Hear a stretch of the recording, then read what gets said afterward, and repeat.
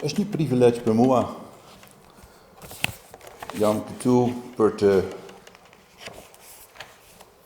lexuar dhe për të shpallur Ungjili nga një person që unë mendoj ka gjithashtu kënduar të gjithë këngët që ne kemi kënduar sot. Mund të lexojmë nga Bibla, nga Mateu, Mateu 7, do të fillojmë me vargun 28 deri kapitulli 8, vargu 4.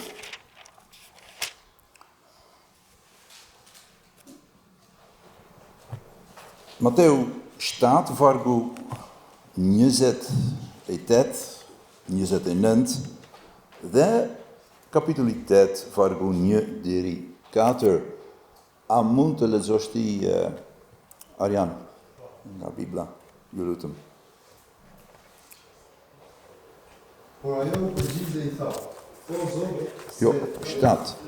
Mateu 7, vargu 28. Mendoni që kur Jezusi mbaroi këtë fjalë, thumat mbeten të argëtuara nga doktrina e tij, sepse ai mësonte si një që ka autoritet dhe ose skribë. Tani, kur ai zbriti nga mali, tuma të mëdha e ndiqnin. Dhe ja, një lebroz erdhi dhe adhuroi, duke thënë: O Zot, po të duash, mund të më pastrosh.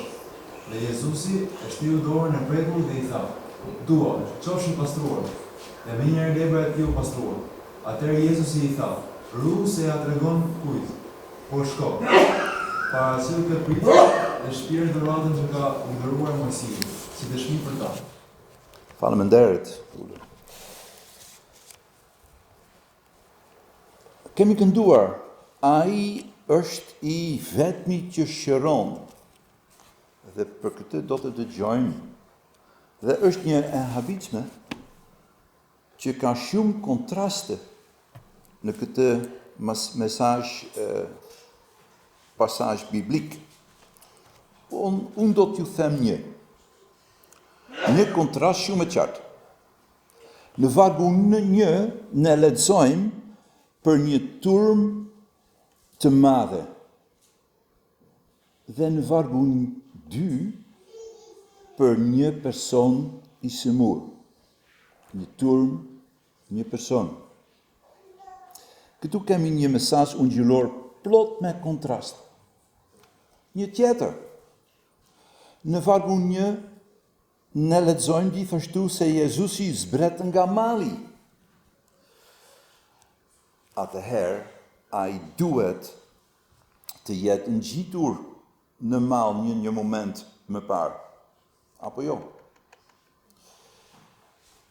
Dhe kjo është shkruar në Mateu 5, vargu 1, dhe ai Jezusi ku pa turmat u ngjit në mal. Kjo është arsye pse kapitulli 8 fillon me fjalën tani. Një fjalë e rëndësishme, sepse ajo e lidh këtë kapitull me atë që ka ndodhur më parë. Çfarë lexojmë në kapitullin 5, vargu 1 dhe 2, dhe ai ku pa turmat u ngjit në mal dhe pasi i ofrua discepujt e tij. Atëherë ai hapi gojën e tij dhe i mësoi. Atje, në atë mal, Jezusi foli. Jezusi ka predikuar. Dhe ne i njohim këto fjalë si predikimi në mal, duke filluar me lumturi. Mund të themi gjithashtu se këta kapituj përfaqësojnë kushtetutën e mbretërisë së Perëndis. Po tani predikimi i Jezusit ka përfunduar. Dhe Jezusi ka predikuar mirë. Ne kemi lexuar këtë në Mateu 7, vargu 28 29 dhe ndodhi që kur Jezusi i mbaroi këtë fjalë, turmat mbetën të habitura nga doktrina e tij, sepse ai i mësonte si një që ka autoritet dhe jo si shkribet. Dhe një grup i madh njerëzish ndoqën Jezusin, si ne lexojmë në vargun 1. Sot ne do të reflektojmë për mrekullinë e parë që bën Jezusi, sepse në kapitulli 8 dhe kapitulli 9 Mateu përshkruan 10 mrekulli. Tani mrekullinë e parë, që është Jezusi, edhe kjo është tema, Jezusi shëron një lebros.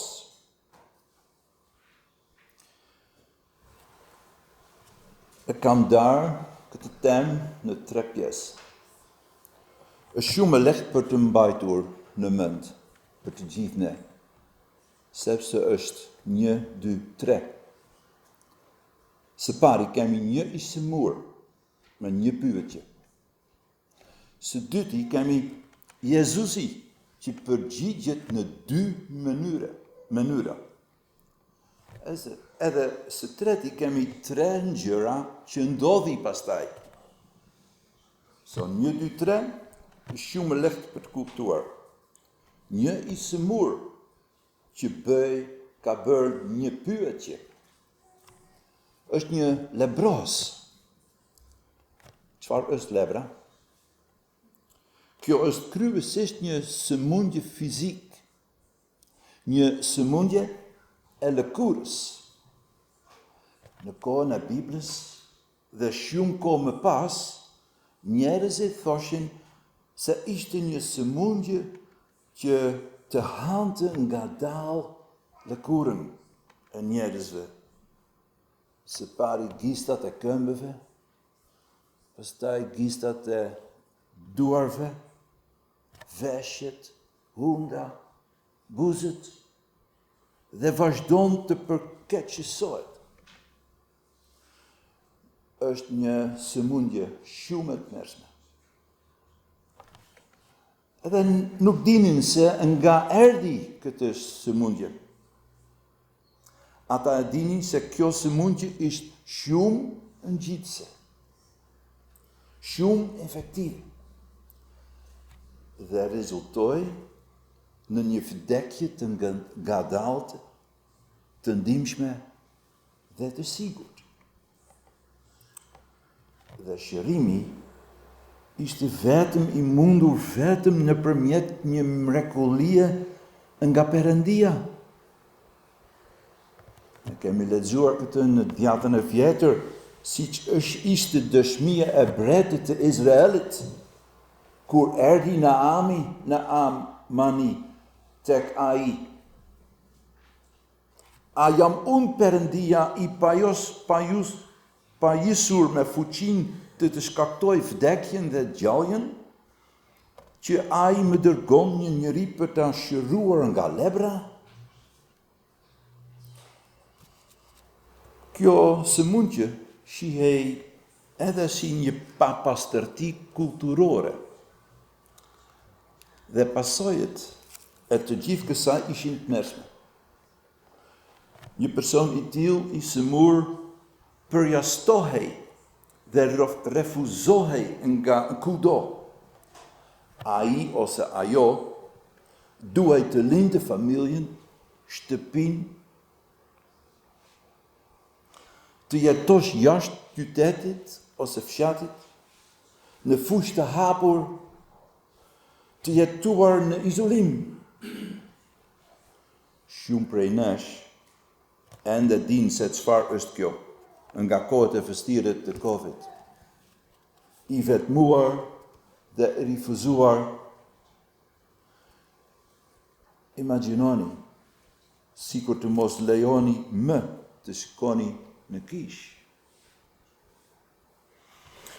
Dhe kur vinte koha për të ngrënë, gruaja ose një nga fëmijët vinte me një tas me ushqim dhe me një shisë pije, ajo ose ai u vendos jashtë fshatit, baba i lash ushqimin, thiri djali i tij, dhe u larguash me shpejtësi nga frika se mos se muhej gjithashtu. Në kohën e Biblës, kjo sëmundje shihej edhe si një shenjë pa pastërti, por gjithashtu si pa kënaqësia së Zotit dhe ndëshkimit për mëkatin e njeriut. Ne kemi shembuj nga Dhjata e Vjetër, për shembull Miriami, motra e Mosiut, nuk e pranoi pozicionin e veçantë të vëllait të saj. Dhe ajo u bë lebroz. Vetëm pasi u përull përpara Perëndis dhe Mosiut, Perëndia e shëroi përsëri. Një shembull tjetër. Kemi Gehazi, shërbetori i profetit Elize, u bë lebroz kur ai gënjeu Eliziun. Kemi gjithashtu mbreti Uzia, u bë lebroz kur donte të bënte flijim në tempull. Dhe te Mateu 8, vargu 2, lexojmë se një lebroz vjen tek Jezusi. Tani shikoni se çfarë ndodhi. Njerëzit shikojnë brapa me tmerr. Erdi atje një lebroz. Dëgjoj, ai bërtiti. Lebroz, lebroz, kujdes. Jam lebroz, lebroz. Që është nga ligje Mosiut duke bërtasin për këtë. Kujdesuni, jam lebroz. Por ai njeri nuk lejohet të vi fare këtu, sepse kemi shumë njerëz mbledhur rreth Jezusit. Por kujdes, ai po afrohet, edhe të gjithë njerëz ka thënë brapa, brapa, brapa. Dhe i shëmuri i thjesht mund të ecë drejt tek Jezusi, pa asnjë pengesë. Dhe çfarë bën ai? Kur vjen te Jezusi, ai bie në gjunjë. Në Biblën lexojmë se ai adhuron Jezusin. Dhe ky është kuptimi i fjalës grek proskuneo. Bini në gjunjë për të adhuruar. Kjo është kuptimi. Dhe këtu shohim një tjetër kontrast në këtë histori. Sepse kemi një grup i madh njerëzish që ndjekin Jezusin, kundrejt një njeriu të vetëm që adhuron Jezusin. Cili është ndryshimi? Ky njeri është në rrezik të madh për jetën e tij. Ai është në nevojë. Nëse asnjë nuk ndodh, ai do të vdes. Dhe nuk ka njeri që mund ta ndihmojë atë. Vetëm Jezusi mund ta bëjë këtë. Ai e ka dëgjuar atë të drejtë. Jezusi ka fuqi, Jezusi ka pushtet. Ai nuk ka dyshim për këtë. Prandaj, ai vjen tek Jezusi dhe bie në gjunjë dhe adhuron Jezusin.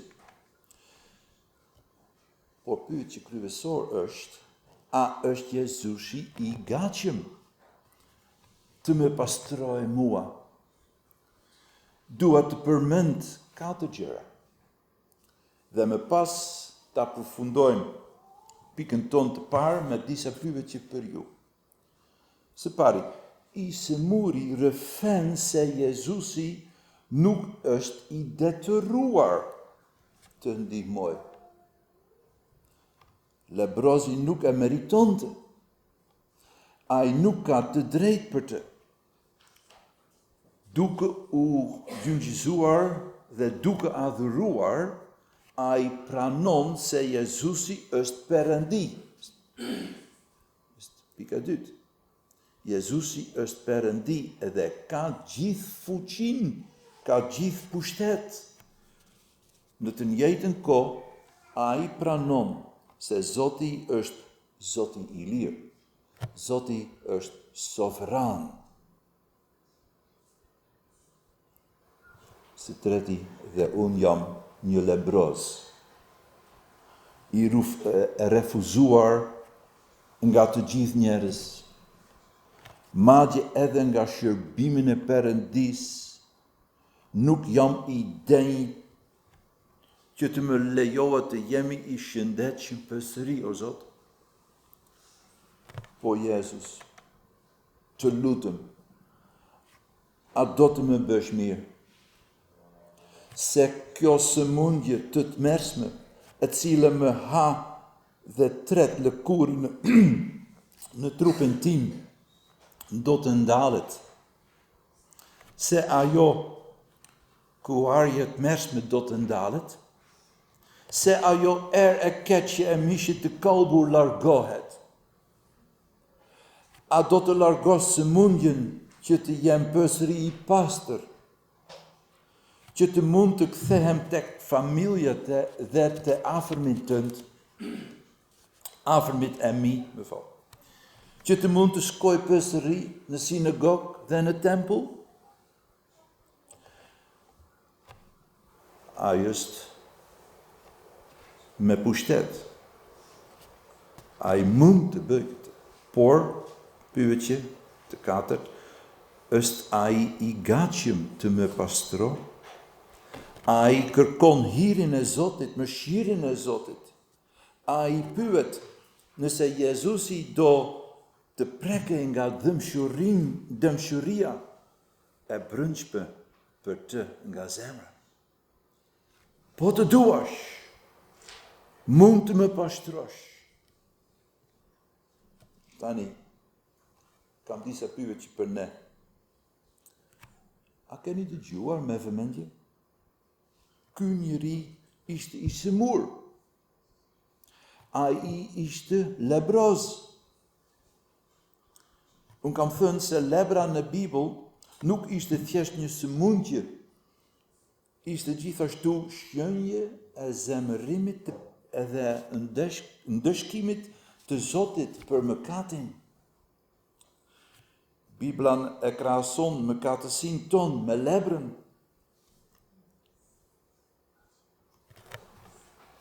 Siç është shkruar, për shembull, në Aizaja 1, ndoshta mund të marr Biblën nga profeti Isaia, kapitulli 1, vargu 5 dhe 6. Profeti Isaia, kapitulli 1, vargu 5 dhe 6. Dhe atje është shkruar, pse doni që të goditeni edhe më? Do të ngrinit krye edhe më tepër? Edhe pastaj, gjithë koka është e sëmur, gjithë zemra lëngon. Nga tabani i këmbës deri te koka nuk ka asgjë të shëndosh, vetëm plagë, vurata dhe plagët e hapura, që nuk janë pastruar, as lidhur, as qetësuar me vaj. Ashtu si lebra prek trupin, ashtu mëkati ndikon në shpirtin tim ton. Lebrozi ishte i papastër, dhe kështu ne jemi të gjithë të papastër për Perëndis për shkak të mëkatit. A e përjetoni atë? A ndjeni edhe ju këtë brenda jush në zemër? A e kupton atë që sapo lexuam nga Isaia? Dhe çfarë bërim? Thjesht vazhdo dhe nuk mendon shumë për këtë. Kjo do të vi më vonë, ku të rritem për shembull. Edhe nëse jeni rritur, a nuk është koha të ndiheni të sigurt në Jezu Krishtin? A e kuptoni se mëkati ndan Perëndin dhe shpirtin tuaj? A është bërë një çështje urgjente?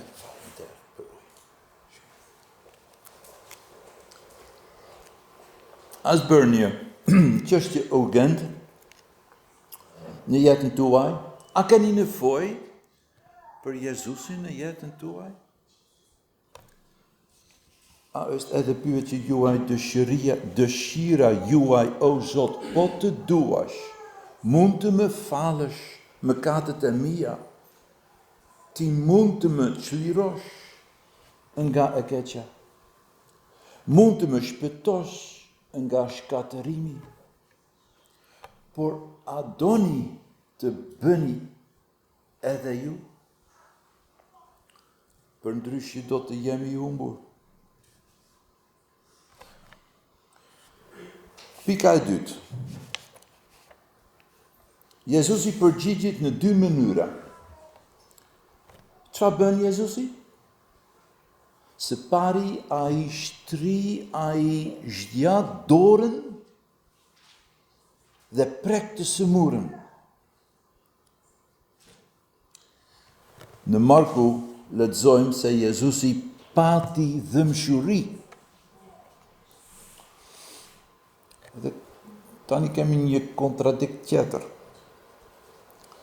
Të gjithë u kujdesen të qëndronin larg këtij lebrosi, por Jezusi e prek atë, që nuk është lejuar, sepse në Levitiku 13 ne lexojmë se kush do të prekte një lebros bëhe i pastër, i papastër.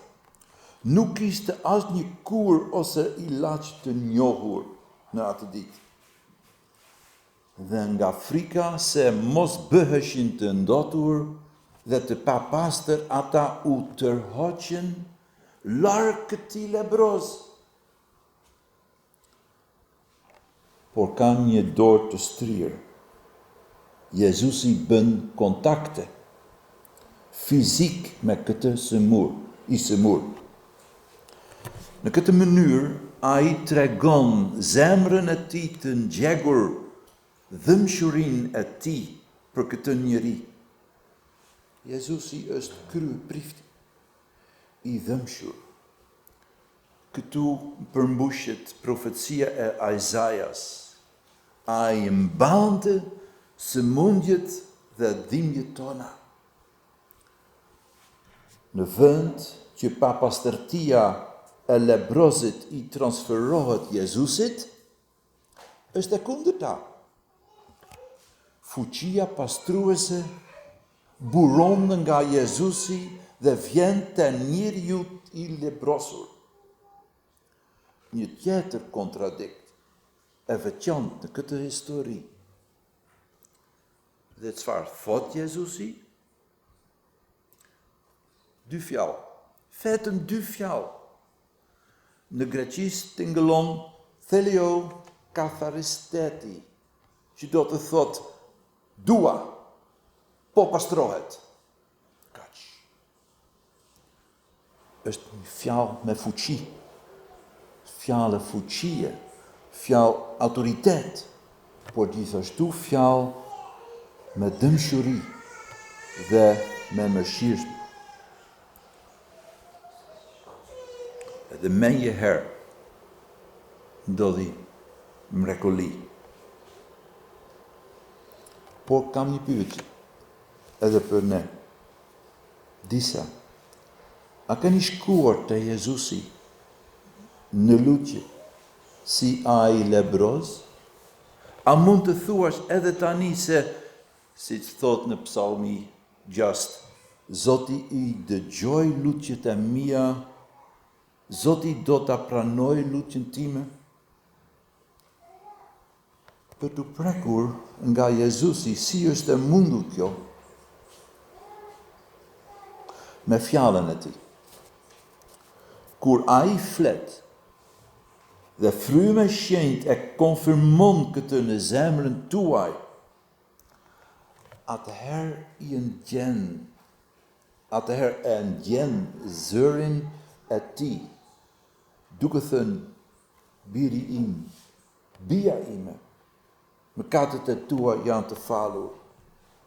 Unë ju shëroj nga sëmundja e mëkatit. Unë ju shpëtoj nga shkatërimi. Unë ju pashtroj nga çdo paudhësi juaj. Dhe unë krijoj në ju një zemër të pastër dhe rinovoj në ju një shpirt të palëkundur. A keni lexuar ndonjëherë Psalmi 51? Si ky? Ju duhet të këndoni këtë psalm me shumë lutje. Sa i dashur është Jezusi për ju dhe sa shumë keni nevojë për të. Pika 3, kemi 3 ngjarje. Së pari, ai lebros është sërish i shëndetshëm. Me njëherë, ai është përsëri i pastër. Me fuqinë e Jezusit, sëmundja largohet dhe njeriu shërohet plotësisht. Në një moment në tjetrin, trupi i tij është sërish i shëndetshëm dhe i mirë. Çfarë mrekullie! Të gjithë habiteshin. Së dyti, po Jezusi e paralajmëron atë që të mos u tregoj të qerëve atë që i dodhi. Pse? Pse Jezusi e thot këtë? Vetë Jezusi nuk e shpjegon atë, prandaj kjo është arsye pse ka mendime të ndryshme për të. Pse Jezusi ka thënë mos flas, mos fol për këtë, mos tregoj asnjë gjë. Disa thonë se Jezusi nuk dëshiron që shumë njerëz të vinë tek ai për të shëruar. Por unë besoj diçka tjetër. Se Jezusi i thot këtë atij njeriu për të treguar se çfarë duhet të bëj ende. Dhe ai nuk duhet të shpërqendrohet. Ai nuk duhet të flas me njerëzit kudo dhe tu tregoj atyre se çfarë ka ndodhur me të. Kjo e pengon atë të bëj punën që duhet të bëj ende. Sepse së treti ai dërgohet në Jeruzalem. Atje ai duhet të kontrollohet nga prifti sipas ligjeve e Mosit. Pasi njeriu i shëruar ka sakrifikuar, ai shpallet përsëri i pastër nga prifti. Dhe më pas ai mund të kthehet në shtëpinë dhe familjen e tij.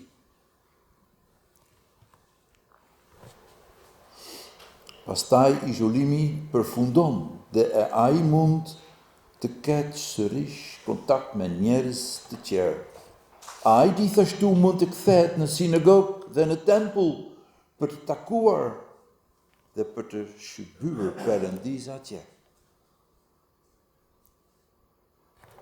Do të mbaroj me një plotësimi dhe aplikimi, edhe një gjë. Dhe pastaj do të përfundojmë. Në Bibël, kjo histori përfundon me këto fjalë, si dëshmi për ta. Si dëshmi për ta. Kush janë ata? Patjetër, ky është ai grup i madh njerëzish rreth Jezusit. Ata panë se çfarë ndodhi. Ata panë mrekulli e madh. Dhe kjo mrekulli ishte një dëshmi për ta. Çfarë dëshmi? Se Jezusi ka pushtet, jo vetëm me fjalë, por gjithashtu me veprën, që ai është Zot Perëndi. Por jo vetëm për ta, është gjithashtu një dëshmi për ne. Çfarë mendoni ju për këtë historinë? Histori i bukur? Po. Predikoz i mirë? Ndoshta. Por gjuhën shqip nuk është ende mirë? Jo, nuk bëhet fjalë për këtë. Kjo nuk është e rëndësishme. E ka kuptuar mesazhin nga kjo histori. Se Jezu Krishti është i njëjtë dje edhe sot. Ai erdhi për të kthyer mëkatarët, për të pastruar ata që janë lebroz nëpërmjet mëkatit. Ai është Mesia i premtuar dhe shërimi i lebroz është një shenjë se mbretëria e Perëndis ka ardhur. Shërimi i lebroz është një shenjë se mbretëria e Perëndis ka ardhur. Kemi folur për kontradikta. Një pyetje. Cili grup i përkisni? Me atë grup të madh njerëzish që do të donin të dëgjonin fjalët e Jezusit? Dhe kush, siç bëhet e qartë më pas, i admiron mrekullitë e Jezusit? Në fund të fundit, ata nuk kanë nevojë për Jezusin si shpëtimtar. Ata nuk i ndjejnë mëkatit dhe fajin e tyre dhe nuk kanë nevojë për Jezusin si shërues, i cili i shëron dhe i pastron. Ata nuk e shohin fundin e afërt dhe të errët të jetës së tyre. Ata nuk e ndjejnë zemrimin e Perëndis për mëkatit e tyre. A është kështu me ju? O sa i varfër dhe i mjerë jeni ju, pa Krishtin, pa shpresë, pa të ardhmen. Apo je një nga ata lebroz që kanë nevojë për Jezusin, për fuqinë e tij, shëruese, shpëtuese. A keni nevojë që ai t'ju shpëtoj nga mëkati, t'ju pastroj nga ndyrësia e mendimeve dhe dëshirëve tuaja, për të falur faljet tuaja të liga dhe veprimet të gabuara? A keni nevojë edhe për pajtim, të rivendosni marrëdhënien tuaj me Perëndin nëpërmjet Kristit? Kush jeni ju? Kujt i përkisni? Cila është dëshira juaj? Për çfarë do të shqetësoheni këtë javë? Cila është pyetja juaj për Zotin? Nëse doni mund të më pastroni, o Zot. Kurse lutë këtë me gjithë zemër, zemra ime i therët Zotit që jeton dhe i jep jetë shpirtin tim. Jezus ende qëndron atje, në përmjet fjalës së tij, me krah të hapur e të strirë, gati të prek mëkatarët lebros dhe të thot, thelo katëristeti, unë do, po pastrohet. A është këtu me ju, kështu me ju, o njeri i lumtur. Shiko Jezusin, që ende po të theret, eja tek unë, edhe sikur mëkatet e tuajt janë të kuq flake, do t'i bëj të bardha si bora, edhe sikur të janë të kuq si purpur, do të bëhen si lesh. Ai ende qëndron aty me krah të hapur, dhe këdo që vjen tek ai me siguri nuk do ta dëboj dhe nuk do të largoj kur.